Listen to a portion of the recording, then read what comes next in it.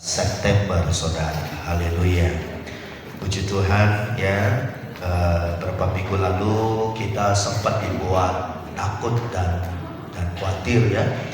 Bagaimana beberapa demo melanda kota-kota yang ada di negeri kita, di Jakarta, di Bandung, di Jogja, di Surabaya, bahkan sampai di Makassar ada korban jiwa, saudara.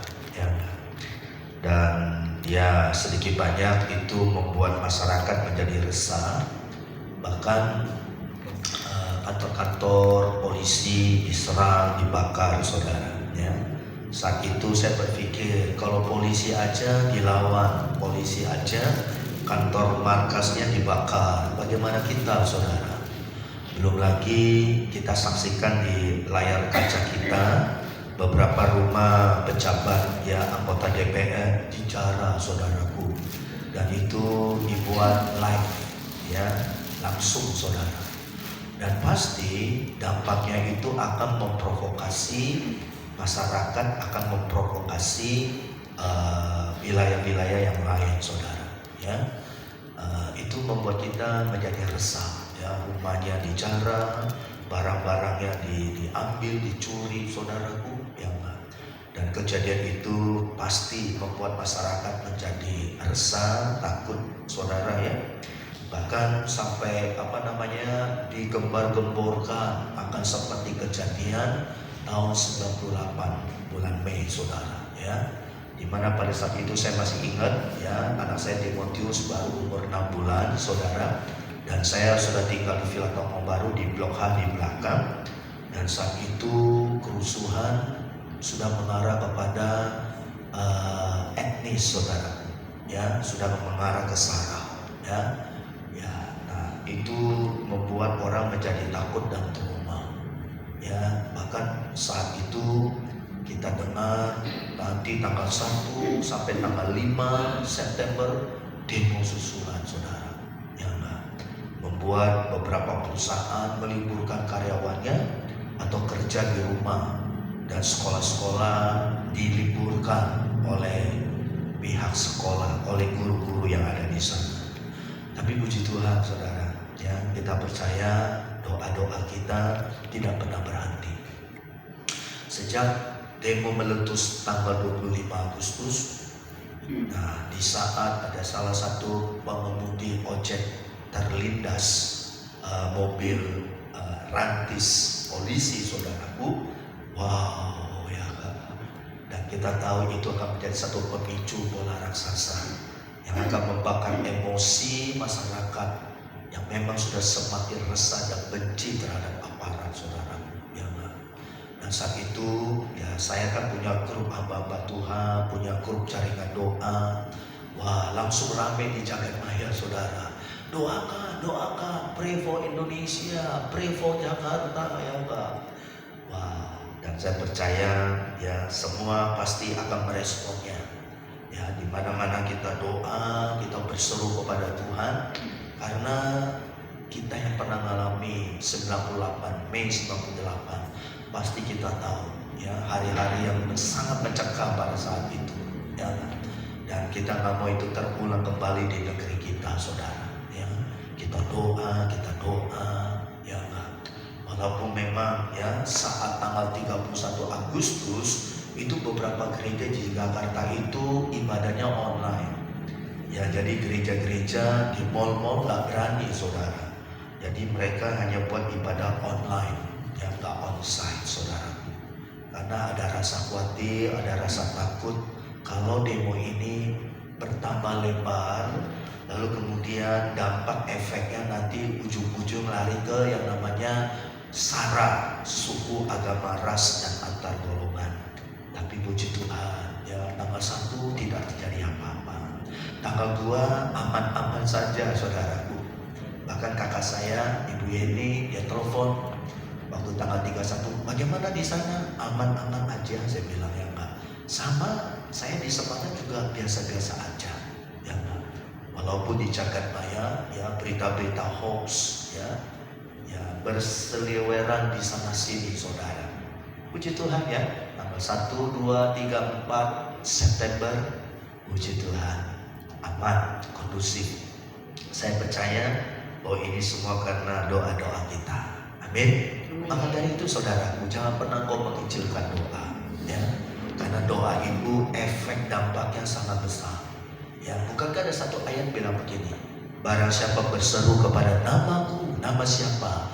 Nama Tuhan, maka dia akan diselamatkan. Kenapa bisa terjadi kerusuhan Mei tahun 98? Karena pada waktu itu gereja tidak pernah mau bergandeng tangan. Gereja hanya memikirkan dirinya sendiri. Jarang yang namanya persekutuan doa antar hamba-hamba Tuhan. Jarang yang namanya fellowship bersama-sama antar gereja walaupun lain sinode atau lain denominasi. Semua masing-masing saudaraku. Ibarat kata kita kecolongan pada waktu itu. Sehingga ketika gereja tidak bertindak, gereja tidak ambil bagian dalam doa, maka sang jahat itu datang dan mengambil keuntungan. Dan 98 korbannya begitu banyak saudara. Tapi biarlah dengan kejadian tahun 98 itu membuat kita sadar bahwa ini waktunya kita sebagai anak-anak Tuhan, kita rapatkan barisan kita ketika menghadapi tantangan, ketika menghadapi ancaman, ya. Kita berseru, kita satu hati, kita bergandeng tangan.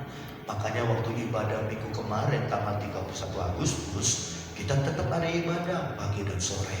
Nah, ibadah pagi saya ajak kita jemaat semua berlutut. Kita berdoa, kita menjerit, kita berseru kepada Tuhan, ya. Ada satu lagu pujian yang waktu itu kita nyanyikan. Kalau nggak salah di ibadah sore juga dinyanyikan. Di mana pujian itu bilang begini, kami umat-Mu dan akan diri sujud dan berdoa. Waktu lagu ini saya bawa di Fire of Worship setiap hari Selasa. Aduh, mereka semua nangis saudaraku. Karena kita jujur, kita nggak mau Indonesia hancur lebur. Kita nggak mau Indonesia chaos. Lalu kuasa kegelapan mengambil keuntungan dengan kejadian itu saudara, ya. Oleh anugerah-Mu, wow,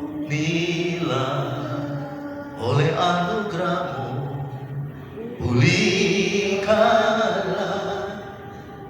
Tuhan, pulihkan Bapa, pulihkan, kembalikan bangsa kami ke bawah. Itu kata-katanya indah sekali saudara. Kita berdoa, kita menangis, kita memohon belas kasih Tuhan. Jangan sampai terjadi chaos, jangan sampai terjadi peperangan antar bangsa, maksudnya antar negeri ini saudara. Puji Tuhan, ya. Tanggal 1, tanggal 2, walaupun ada demo-demo di berbagai daerah wilayah, tapi semua aman, ya. Walaupun memang, ya, pemerintah memberikan satu pengumuman akan diambil tindakan tegas bagi mereka yang demo tapi sudah mengarah kepada anarkis dan pencerahan.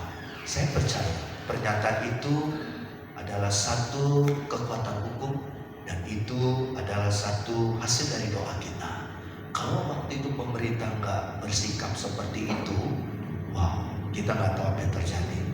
Ya, provokator sudah bermain di lapangan saudaraku dan mulai terus membakar dengan bensin, mengompori saudaraku, membakar emosi massa. Kita nggak tahu apakah ini menjalar ke daerah-daerah lain, bisa aja terjadi. Tapi puji Tuhan, doa-doa kita meredam itu saudara. Amin. Karena saya tahu Bapak Ibu, ya, di belakang itu siapa? Spirit yang menggerakkannya, roh amarah, roh kebencian, apalagi saudaraku, roh balas dendam, ya, itu semua menjadi satu. Bayangkan, ya, masyarakat ketemu polisi, ketemu di jalanan, habis Bapak Ibu dianiaya. Kebencian yang begitu rupa, ya, amarah yang begitu membara. Saudara, itu siapa penggeraknya? Spirit, ya. Makanya Alkitab bilang apa? Musuh kita bukan darah dan daging. Musuh kita adalah penguasa roh-roh jahat yang ada di Haleluya. Nah, kita lihat di dalam firman Tuhan, saya sudah siapkan beberapa ayat, tapi tiba-tiba ketika saya duduk dan ketika Bu Nunu pimpin kita dalam pujian dan penyembahan, tiba-tiba hati saya diingatkan kepada satu perikop di dalam Alkitab yang saya bilang sepertinya Tuhan mau bahwa ini saya harus sampaikan kepada kita. Jadi ayat firman Tuhan yang sudah siapkan itu saya ganti, saudara, ya, spontan, ya. Apakah Billy sudah terima WA dari Om? Puji Tuhan, ya. Nah, kita lihat di dalam Injil Markus pasal yang keempat. Injil Markus pasal yang keempat, ayat yang ke-35. Sambil kita menanti membuka ayat firman Tuhan di handphone kita maupun di layar monitor kita. Puji Tuhan, tadi bagus sekali Bu Nunu. Ibu Nunu tadi bilang sukacita itu bukan dompet yang tebal. Wow, cakep banget Ibu Nunu, ya. Coba saya teropong Bu Nunu. Dompetnya tebal ini Bu Nunu, tapi bukan itu sukacitanya, ya. Amin. Walaupun senang, siapa yang gak senang dompet kita tebal, tapi bukan itu segala-galanya. Bukan itu patokannya. Kalau begitu apa patokannya Bu Nunu yang buat kita sukacita? Kasih Yesus. Kasih Yesus. Amin. Ini Bu Nunu tambah hari tambah pinter sekarang, ya kan? Nanti lama-lama bisa ganti saya dari Bu Gembala, ya. Puji Tuhan, ya. Sudah mulai bagus penyembahannya, ya. Nah, kembali kepada Markus pasal yang keempat. Jadi Bapak Ibu ingat, ya, selingan buat kita, sukacita itu bukan ditentukan oleh dompet yang tebal. Tapi bisa aja dompet yang tebal itu bon-bon belanja, bisa, ya enggak, ya? Atau mungkin kartu-kartu apa, kartu nama, atau mungkin apa, bisa aja saudaraku, ya. Nah, kembali kepada Alkitab firman Tuhan Injil Markus 4, saya akan bacakan. Saudara perhatikan baik-baik. Ayat 35.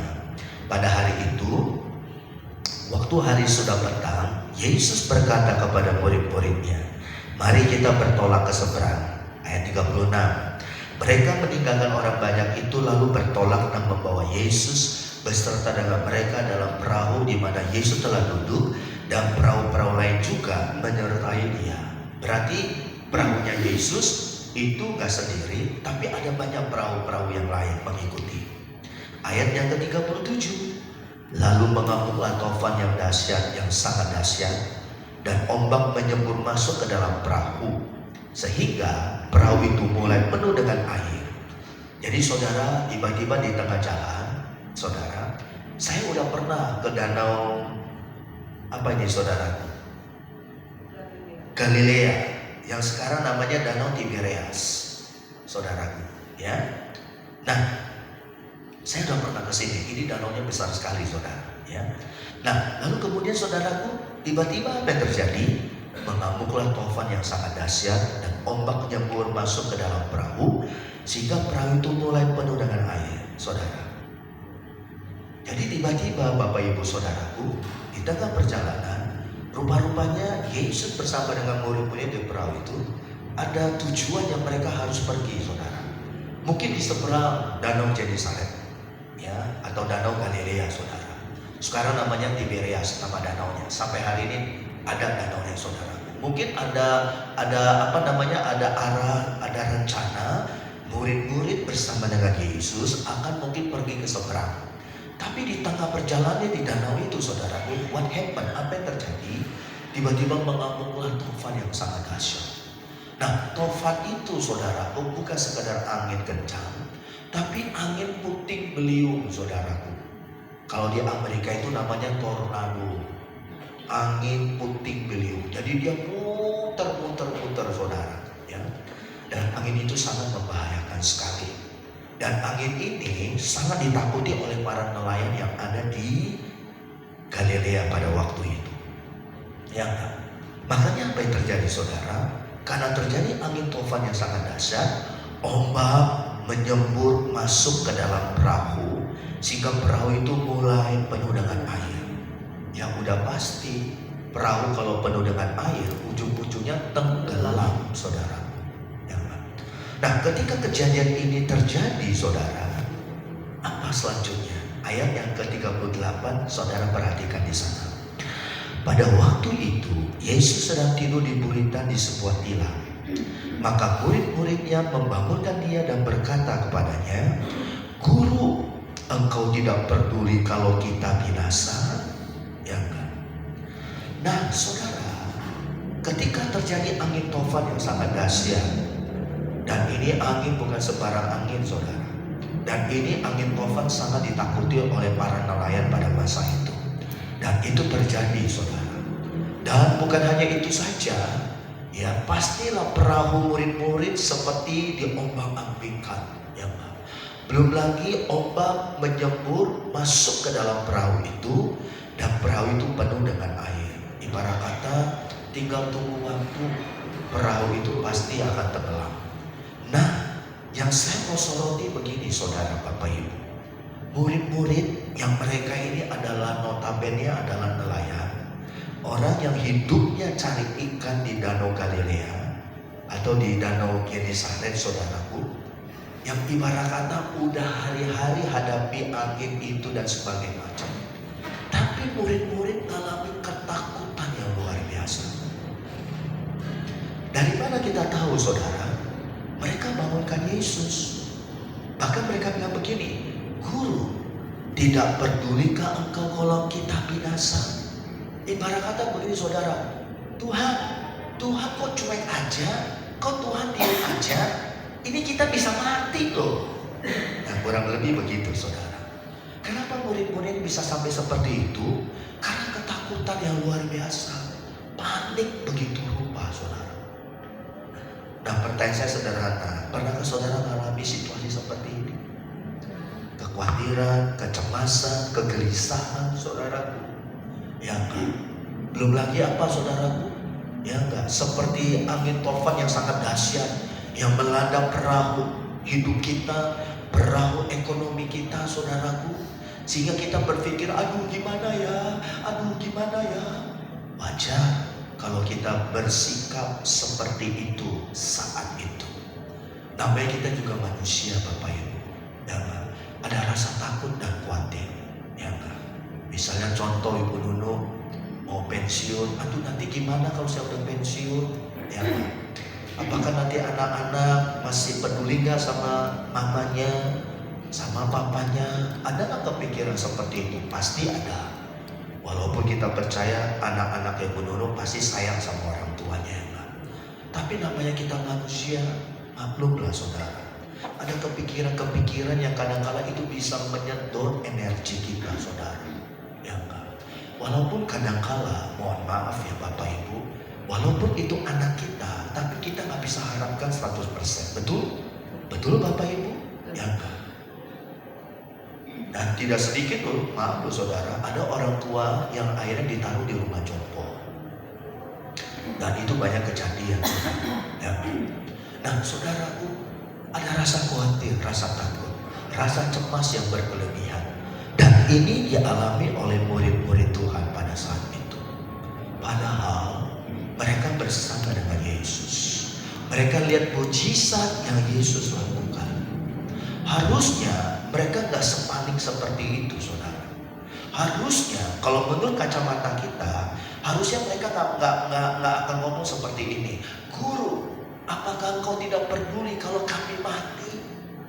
Kalau kami binasa? Kalau kami tenggelam dengan perahu ini?" Saudara, ya.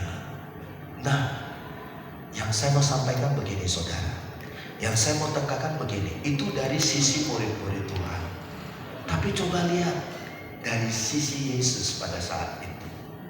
Kita kembali kepada firman Tuhan yang tadi saya bacakan kepada kita. Saudara, coba perhatikan ayat yang ke-38. Pada waktu itu, maksudnya ketika terjadi angin tofan yang dahsyat dan ombak mulai menyembur ya masuk ke dalam perahu, sehingga perahu murid-murid mulai penuh dengan air, saudaraku, sudah hampir tenggelam. Nah, ayat 38 bilang begini, pada waktu itu. Jadi kejadiannya itu dalam hitungan, mungkin dalam hitungan menit saudaraku. Pada waktu itu, Yesus sedang tidur di buritan di sebuah tilam. Yesus sedang tidur di buritan di sebuah tilam. Artinya apa saudara? Tilam itu menjadi tempat untuk Yesus menaruh kepalanya untuk dia tidur. Dan buritan itu adalah bagian yang ada di belakang, tengah belakang dalam perahu. Dan perahu murid bukan perahu yang bukan seperti kapal pesiar, besar lah, sedang-sedang aja saudara. Nah, pertanyaan saya sederhana saudara. Ini yang menggelitik hati saya saat ini. Kenapa ketika angin tofan begitu dahsyat, dan saya percaya perahu murid-murid mungkin seperti, saudara tahu gasing, mainan gasing, puter sana puter sini, dan ombak mulai menyembur masuk, dan perahu penuh dengan air.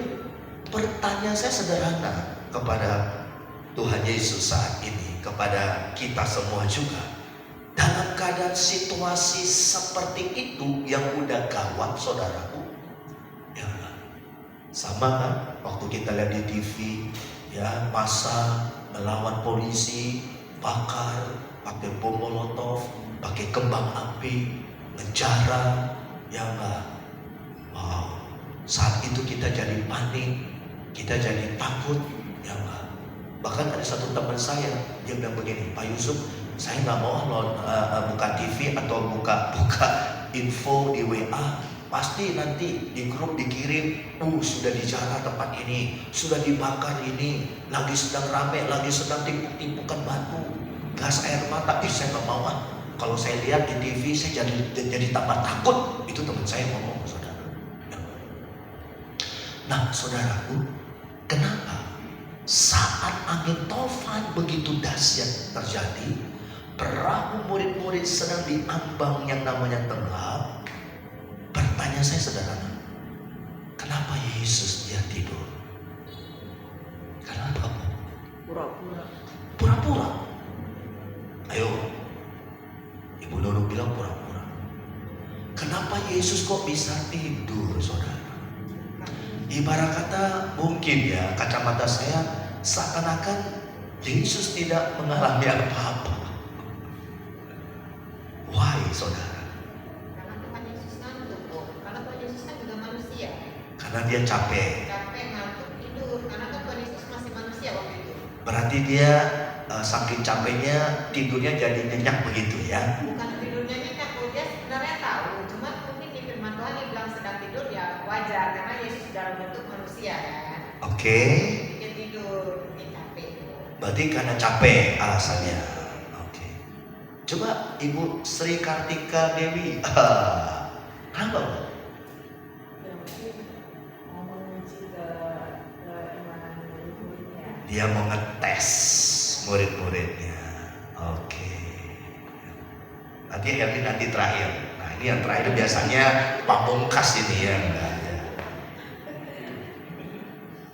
Kita tanya dulu, Kristi Gibran. Kenapa? Why?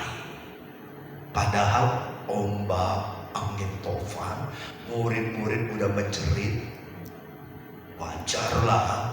Siapa yang gak takut ketika saudara lihat, waduh, Plaza Atrium udah dijarah. Bahkan info di grup, banyak di grup kita, Tang City udah rame. Nah, Dibakar. yang rame mau belanja saudaraku, bukan mau dibakar. Tapi kita udah ibarat kata udah apa namanya, udah Parno. Betul Ibu nih. Kenapa Kristi? Antara pura-pura cuek dan juga dia mau ngetes itu. Apa? Kira-kira gimana nih murid-muridnya imannya? Antara Yesus cuek, Pura-pura cuek. wah ini pura-pura cuek lagi saudaraku ya. Oke, bisa masuk akal. Henry ada mau kasih masukan? Karena murid-muridnya mengandalkan kekuatannya sendiri untuk menyeberang dan lain-lain itu tanpa melibatkan Tuhan. Nah, pertanyaannya adalah Bapak Gembala bilang, kenapa Yesus tidur saat terjadi angin tofan yang dahsyat? Sementara dari sisi murid-muridnya mereka panik. Bahkan mereka, guru, engkau gak peduli ya kalau kita mati nih ya. Saking takutnya sampai terjadi seperti itu. Tapi dari sisi Yesus saat itu, Yesus tidur. Ibarat kata begini Bapak Ibu, contohnya aja lah, di depan kita terjadi penjara, dibakar, kita malah tidur. Dan kita dengar mungkin orang-orang teriak-teriak, atau mungkin orang udah kayak kesetanan saudaraku, tapi kok kita bisa tidur sih ya? Nah itu kurang lebih seperti itu. Nah pertanyaan kenapa? Apakah Yesus cuek? Pura-pura gak tahu? Atau mungkin Yesus masa bodoh? Enggak. Pasti tidak. Karena keadaan luar juga mempengaruhi Tuhan Yesus. Keadaan di sekitarnya mungkin dengan hidup dan segala macamnya, ya Tuhan tahu bahwa itu semuanya tidak tidak mengganggu ketenangan dan kedamaian Tuhan Yesus. Makanya dia bisa sampai tertidur. Bisa tertidur. Hampir. Kita beri tepuk tangan dulu. Ya. Oke. Jadi begini Bapak Ibu, tidak bertele-tele dan tidak berkepanjangan. Jadi apa yang tadi yang saya tanya beberapa di antara saudara gak salah, jawabannya gak salah. Tapi ketika saya renungkan ini, kenapa Yesus tidur saat situasi di luar sekitarnya begitu mencekam? Why? Kenapa? Yang saya mau sampaikan begini, yang saya dapatkan begini saudara Bapak Ibu. Ingat gak Yesus bilang begini, damai sejahtera ku tinggalkan kepadamu. Ya. Nah, kenapa saya bisa ngomong begitu Bapak Ibu Saudara? Rupa-rupanya kenapa Yesus tidur bukan bisa aja karena dia capek, bisa. Atau mungkin dia ingin ngetes murid-muridnya, pengen menguji murid-muridnya sejauh mana iman percaya mereka, bisa aja. Tapi pertanyaannya ada, kenapa Yesus gak terganggu saat itu? Gak terprovokasi? Kenapa saudara? Biasanya kalau ada teman kita teriak-teriak, kita langsung bangun loh. Ada apa? Oh balik. Pasti spontan, itu refleks saudara. Tapi kenapa Yesus bisa tidur, bisa tenang? Rupa-rupanya begini Bapak Ibu, ini yang saya dapatkan ya. Mungkin bisa juga hamba Tuhan yang lain bisa dapatkan yang lain, tapi yang saya dapatkan begini. Karena Yesus saat itu dia memiliki damai sejahtera dalam diri. Apa artinya, apa maksudnya saudara? Nah saya menjelaskan begini. Kalau kita memiliki damai sejahtera yang seperti Yesus saat itu alami, maka saya mau katakan begini, apapun yang terjadi dalam hidupmu, dalam lingkunganmu, dalam orang-orang di sekitarmu, saudaraku, ya itu tidak akan bisa mengintervensi, itu tidak bisa akan mengintimidasi hati kita, jiwa kita, roh kita, pikiran kita. Kenapa? Karena damai sejahtera itulah yang mengambil alih semua situasi kondisi. Walaupun mungkin di depan mata kita sangat mencekam dan menakutkan, tapi kita tidak terprovokasi. Kita tidak dibuat panik, takut, cemas oleh keadaan itu. Tapi justru kita bisa tenang. Kita bisa slow. Kenapa? Kok orang lain beda dengan kita? Orang lain semua panik, teriak-teriak. Kok kita enggak? Kok kita, wajah kita biasa aja, malah senyum. Seperti wajah menampilkan apa ya? Ketenangan yang begitu luar biasa. Itu dari mana datangnya? Damai sejahtera yang ada dalam diri kita, yang kita dapatkan dari Tuhan. Makanya ini Bapak Ibu, Yesus adalah sumber damai sejahtera dalam hidupmu. Saudara bisa katakan amin? Amin. Kita berikan tepuk tangan. Ini gak gampang saudara, ini mahal. Saya rindu, saya bawa kita sampai ke ke apa namanya ke jenjang ke anak tangga yang dahsyat ini, saudara. Kenapa murid-muridnya panik? Kenapa murid-muridnya begitu sangat ketakutan? Karena mereka nggak miliki damai itu. Mereka nggak alami damai sejahtera itu. Berapa banyak kita lihat, banyak orang Kristen tanpa dia sadari mereka nggak punya damai sejahtera dari Tuhan. Makanya ketika dengar sesuatu langsung gampang tersulut. Ketika lihat sesuatu langsung responnya begitu sangat sangat nggak baik, negatif, saudara. Salah satu penyebabnya karena mereka nggak punya damai sejahtera dari Tuhan. Itulah yang tadi saya katakan. Yesus bilang apa? Aku akan memberikan kepadamu damai sejahteraku akan kutinggalkan kepadamu. Makanya ketika murid-murid mengerti akan hal ini, beda. Ketika mereka di perhadapan tantangan, di perhadapan pergumulan, di perhadapan ancaman, mereka nggak seperti yang terjadi waktu mereka bersama dengan Yesus di dalam perahu. Karena mereka sudah mengalami mendapatkan damai sejahtera itu. Jadi mari Bapak Ibu, intinya apa yang saya mau sampaikan kepada kita di ibadah perjamuan kudus di awal bulan September ini, miliki damai sejahtera dari Tuhan. Minta kepada Tuhan. Walaupun memang kadangkala respon dalam diri kita kan manusia memang betul, kita manusia gak sempurna. Siapa yang gak takut, siapa yang gak khawatir, siapa yang gak panik menghadapi hari esok? Aku gimana ya? Belum lagi bayar kontrakan, belum lagi ini, belum lagi itu, biaya hidup, kebutuhan hidup, ini itu dan sebagainya. Jangan. Kadang-kala itu bisa menyita energi kita, menyedot energi kita. Dan ujung-ujungnya apa? Iman kita terganggu. Ya, ujung-ujungnya apa? Pikiran kita terganggu. Kita jadi stres. Kita jadi gampang marah-marah. Lalu kemudian apa? Jiwa kita terganggu. Kita jadi orang gampang sensitif, gampang tersinggung. Kita gampang sakit hati. Tapi beda kalau saudara dan saya, kita memiliki damai sejahtera yang dari Tuhan. Di saat situasi di sekeliling kita tidak memungkinkan, tidak tidak menguntungkan kita, sekalipun di situasi sekeliling kita mencekam, tapi itu tidak mempengaruhi kita yang tadi yang dibilang. Kenapa? Karena saat itu hati pikiran kita dipenuhi dengan damai sejahtera. Amin. Makanya damai sejahtera itu salah satu buah roh. Betul saudaraku. Saya rindu sore malam hari ini. Yuk kita belajar saudara. Yesus tidak terpengaruh oleh angin ribut, angin tofan yang begitu dahsyat.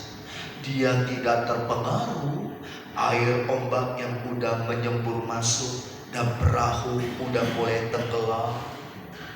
Bisa aja betul tadi kata beberapa di antara kita, Yesus kenapa dia tidur? Dia lagi sedang menguji murid-muridnya. Betul, bisa. Tapi kenapa saat itu Yesus hanya tertidur? Ibarat kata dia tenang, dia diam. Karena dia dipenuhi oleh damai sejahtera. Karena dialah sumber damai sejahtera itu. Amin. Mari Bapak Ibu Saudara, ya kan? Sore malam hari ini kita tanya sama Tuhan, ya kan? Supaya nanti ke depannya ketika mungkin sesuatu terjadi, kita belajar dari peristiwa ini saudara. Kalau kita udah panik, kalau kita diselimuti oleh namanya gelisah dan ketakutan, itu ujung-ujungnya pasti hal yang negatif yang akan terjadi. Pasti, udah pasti. Ya enggak? Contoh, ketika rumah kebakaran, orang teriak-teriak, ya enggak? Aduh, ada anak saya, ya enggak? Ada bayi anak saya belum diselamatkan. Lalu dia buru-buru dia selamatkan anak yang masih bayi dari tempat tidur, dari kamar tidurnya. Waktu dia keluar ternyata yang dibawa guling saudaraku, bantal tidur.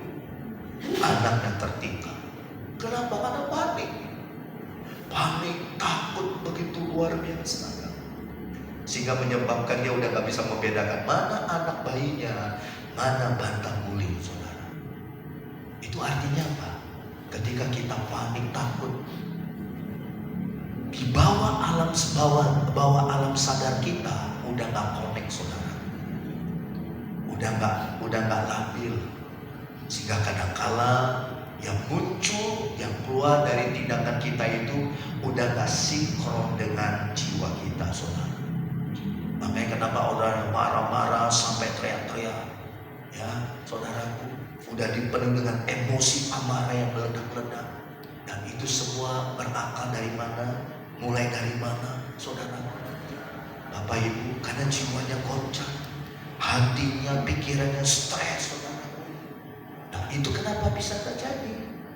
Karena dia nggak alami, dia tidak mendapatkan, dia tidak memiliki damai sejahtera. Beda loh saudara, damai sejahtera dari dunia beda dengan damai sejahtera dari Tuhan. Kalau damai sejahtera dari dunia itu hanya temporer. Misalnya contoh, saudara lagi stres, saudara jalan-jalan ke puncak, enak gak? Enak. Ya sejuk, banyak pohon-pohonan, ya enggak? Itu damai gak? Damai. Tapi itu bukan damai yang sesungguhnya. Itu cuma hanya sampai di level 1. Itu hanya kita terima di level daging kita. Manusia kan ada 3, roh, jiwa, dan tubuh. Itu hanya buat tubuh kita. Kita cuma hanya happy, senang. Tapi itu tidak dapat menyentuh jiwa maupun roh kita. Tapi kalau damai sejahtera dari Tuhan, 3-tiganya saudara dipenuhi oleh damai dari Tuhan. Tubuh saudara, jiwa saudara, dan roh kita, saudara. Makanya di satu lagu pujian bilang begini, hatiku tenang berada dekatmu. Nah itu damai sejahtera yang kita alami dari Tuhan. Karena saudara bisa senyum, saudara bisa seperti orang yang lagi sedang happy. Ya kan? Amsal bilang apa? Hati yang gembira adalah obat yang manjur. Itu datang dari mana dulu? Damai dari Tuhan yang memenuhi hati kita, pikiran kita. Orang-orang sekitar kita udah panik, aduh gimana? Kita bilang begini, tenang, ada Tuhan kok. Nah itu saudara, kita bisa mengendalikan keadaan, bukan keadaan kondisi yang mengendalikan kita. Murid-murid dikendalikan oleh kondisi keadaan. Kenapa? Mereka teriak-teriak. Nah itulah kita, gambaran kita, saudaraku. Teriak-teriak. Ya, ujungnya apa nanti? Ya saling menyalahkan. Gara-gara kamu lah, gara-gara inilah, gara-gara kamu kita bangkrut, gara-gara kamu kita begini, gara-gara kamu. Udah saling menyalahkan satu dengan yang lain. Nah, saya rindu sore malam hari depan kita ada perjamuan. Yesus berikan contoh yang luar biasa. Dia bisa tenang. Bahkan pada saat dia diminta untuk bangun, dia bangun. Lalu dia berkata, diam, teduh. Seketika itu juga danau itu menjadi teduh. Dan perahu itu kembali normal. Murid-murid sampai terkejut. Sampai mereka berkata begini, heran ya. Danau aja, alam aja tunduk sama perkataannya. Wow. Tapi ada satu perkataan yang Yesus katakan kepada para murid-murid. Kenapa kamu takut? Kenapa kamu kurang percaya? Itu Bapak Ibu. Ya kan? Damai sejahtera mereka nggak ada, saudara. Biar ini menjadi pelajaran kita buat sore malam hari ini. Rindukan kau mengalami damai sejahtera dari Tuhan. Wow, saya ketika tadi duduk, tiba-tiba pikiran saya dibawa ke peristiwa ini, saudara. Saya bilang, Tuhan, saya mau damai sejahtera-Mu, Tuhan. Contoh Ibu Nono, aduh gimana ya, saya mau pensiun. Tapi kalau andai kata Ibu Nono ada damai sejahtera dari Tuhan, maka pasti damai sejahtera dari Tuhan akan menenangkan hatinya, akan akan menenteramkan pikirannya. Sehingga yang muncul apa saudaraku? Jangan takut. Aku Tuhan akan menyertaimu sampai kepada kesudahan. Amin. Kita berikan tepuk tangan. Kalau kita tenang, hati kita damai, pasti tekanan darah kita akan normal. Amin saudaraku. Amin. Amin. Nanti habis ibadah tolong dicek satu-satu Bapak Ibu sama Ibu Nunu. Kalau darahnya tinggi berarti damai senjatanya kurang ya Bu ya. Oh, mungkin ini guyon Bapak Ibu ya. Tapi saya berdoa sore hari ini. Mari minta Tuhan berikan saya damai sejahtera. Amin. Amin. Supaya saya nggak panik, supaya saya nggak diintimidasi yang namanya khawatir dan ketakutan. Aduh gimana nanti anak saya? Aduh gimana nanti? Apakah dengan kita berkata seperti itu dan mikir seperti itu, apakah masalah kita selesai? Enggak juga saudara. Ya. Makanya herannya, Yesus bisa tidur walaupun saat itu terjadi angin tofan yang sangat dahsyat. Sekali lagi saya mau katakan, angin tofan tidak dapat mengendalikan Yesus, tapi sebaliknya Yesus yang mengendalikan Amin. angin tofan. Amin. Kita berikan tepuk tangan. Boleh gak saya ganti? Masalah pergumulanmu yang berat tidak akan bisa mengendalikanmu, tapi justru kitalah yang mengendalikan masalah pergumulan kita. Kita berikan tepuk tangan sekali. Haleluya. Kenapa bisa seperti itu? Karena kita memiliki damai sejahtera dari Tuhan. Amin. Amin. Mari saya undang kita bangkit berdiri. Haleluya. Di depan kita ada perjamuan. Siapkan diri kita untuk kita terima perjamuan